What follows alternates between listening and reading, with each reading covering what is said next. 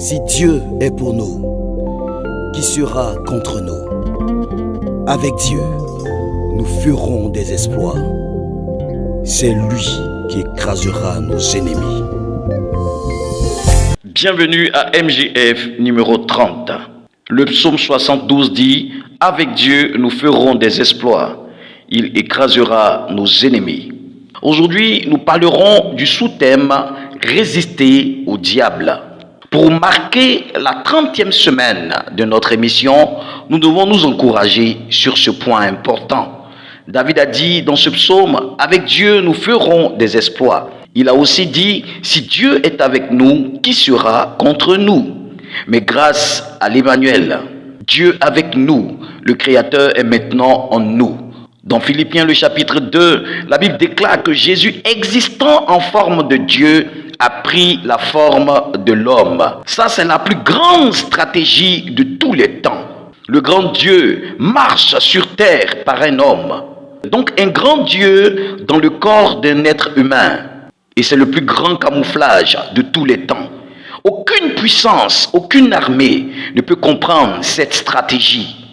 Jésus, qui est la tête de l'Église, a dit « Tout pouvoir m'a été donné sur la terre comme au ciel ». L'Église est donc son corps et son esprit est maintenant disponible pour chaque croyant. Ça voudrait dire que tout croyant doit exercer la même autorité. Ce que nous avons perdu avec la désobéissance d'Adam a été restauré par Jésus. Amen. Alors grâce à l'Esprit de Dieu, Dieu est en nous. Si avec Dieu nous faisons des exploits, qu'en sera-t-il alors de Dieu en nous? Alléluia. Nous ferons plus que des exploits. Le Dieu de victoire est en nous. Il nous faut juste résister au diable. Alléluia. Il nous faut résister au diable. Il est dit dans Jacques le chapitre 4, le verset 7, « Soumettez-vous à Dieu, résistez au diable, et il fuira loin de vous. » Il faut bien que nous comprenions ceci. Dieu a restauré notre autorité. Tout se passe sur la base de l'autorité. Notre autorité vient de notre statut de fils de Dieu. C'est de l'autorité que vient la puissance.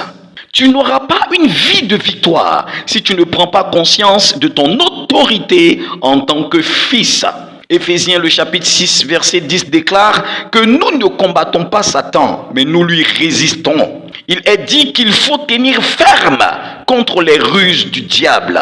Tout péché que nous commettons après une nouvelle naissance, c'est volontairement. Personne ne pêche comme un robot, bien-aimé.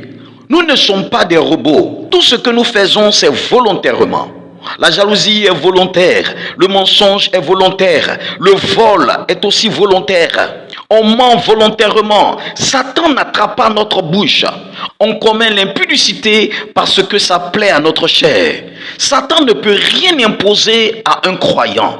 Le diable ne peut rien nous imposer, bien-aimés. Il est dit dans Jacques 1,14, « Mais chacun est tenté quand il est attiré et amorcé par sa propre convoitise. » L'exemple de Samson doit nous servir de leçon.